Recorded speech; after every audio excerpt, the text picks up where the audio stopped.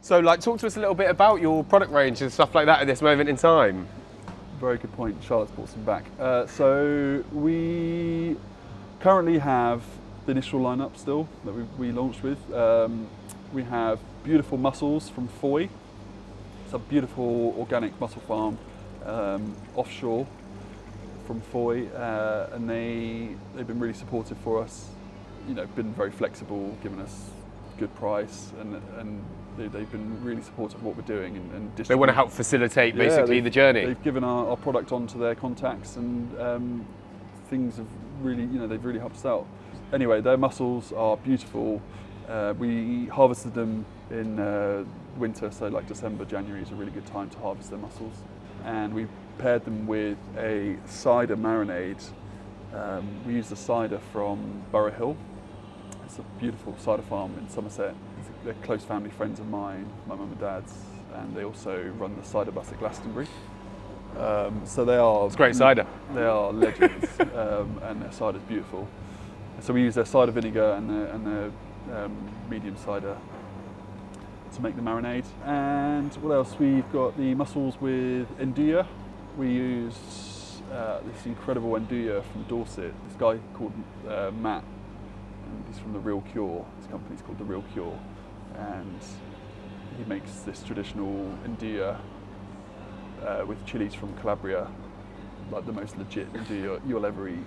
It's still got seeds in there, and you can see like the chili. He only uses fresh chili, doesn't use any powders, and it is banging. The flavour is insane, and I love using it in our cans. Some people question the use of Nduja with sort of mussels and seafood, but that's, to me, is something I'm used to, having worked in Trullo and like in restaurants, like you would chorizo with cod or something. It's a similar kind of aesthetic, similar taste.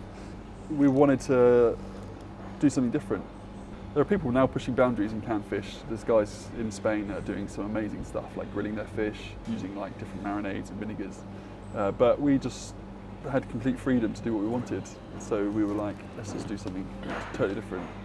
And put Nduja in the mussels, and people love it.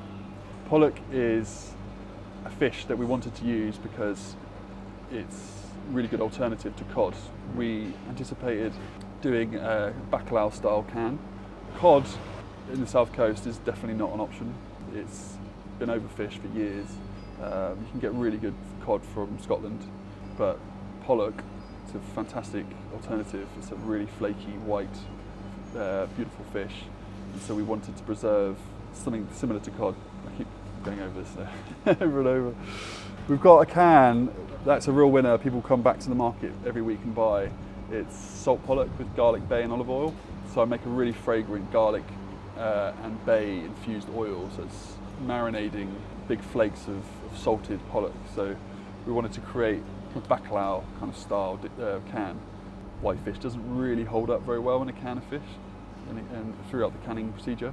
So we wanted to give it a bit more texture, and it holds up really well. So that's a real winner, that one. You get a nice umami kind of kick from the salt, and then the fragrant garlic oil. People love. They can just throw it into their salads or on toast or with eggs, whatever.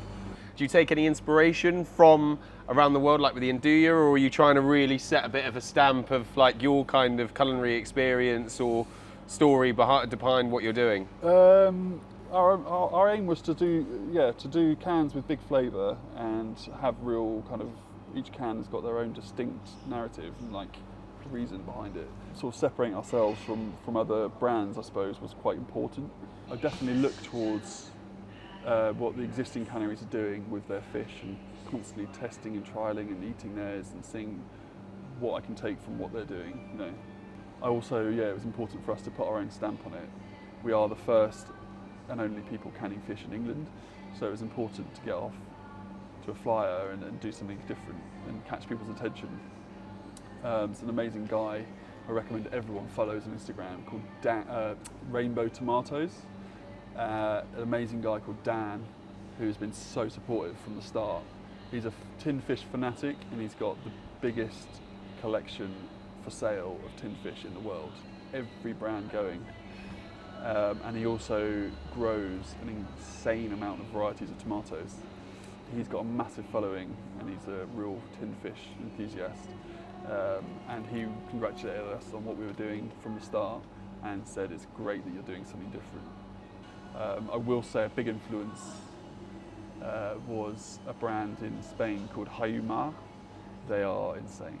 Like, their cans can sell for like 55 quid, and it will be like the belly of a tuna that's been slowly grilled over wood, and then it's canned, and it'll just be like a culinary Masterpiece. Honestly.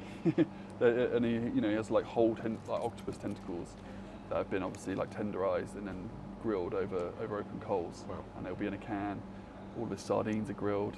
So that to me is just like, I love grilled food. I've worked at Trullo that has a charcoal grill.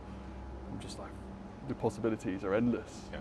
And it's just so inspiring because no one's done that yet. Everyone's been following kind of traditional methods and means, and he's just suddenly gone, nah. Yeah. We've got some stuff in the pipeline that's really exciting. We're talking to Sertash from Mangal 2. We're going to do some stuff together. He's got some amazing ideas, and yeah, something to come, which is I can't wait to talk a bit more about. That's really exciting. Yeah, It's a great restaurant. yeah, it's a fantastic restaurant, and he's just such a legend, and he's really open to anything, and yeah, he's up for it. So we're in talks with them, and my grilled fish in a can dream is going to come to life. Yeah. Mate, I can't wait. Yeah. Can't wait.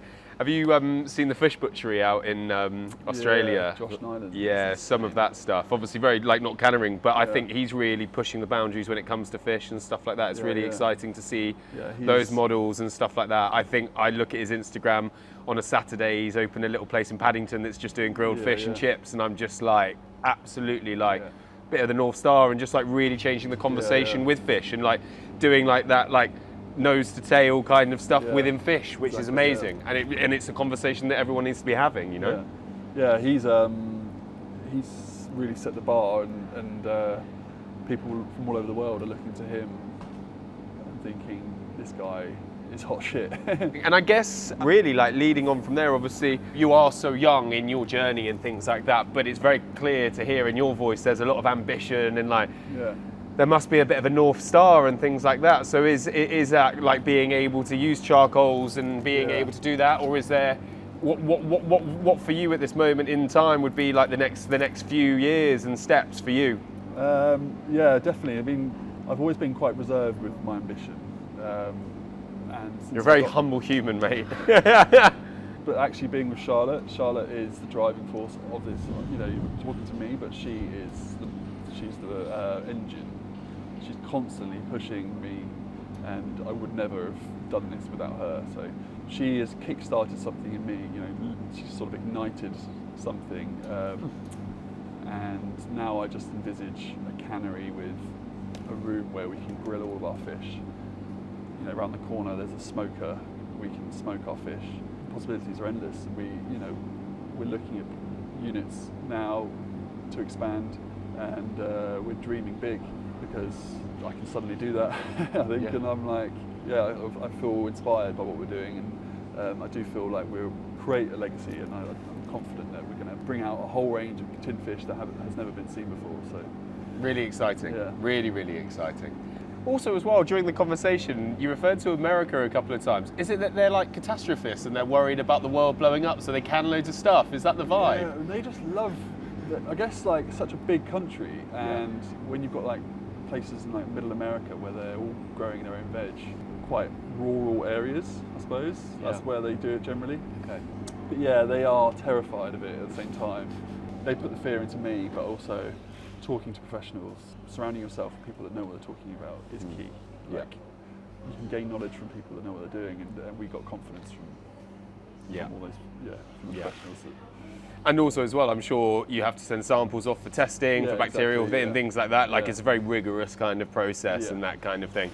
Yeah, I mean, we've been doing that from day one, and from these guys we've learned what the procedures are, and even though we are a young company, we feel like we're doing everything that a big cannery will be doing, and safety is number one. Yeah, we can be as adventurous and silly on Instagram as we want, and come up with all these random recipes, but safety is number one, and we're very focused on creating a tasty but 100% safe product.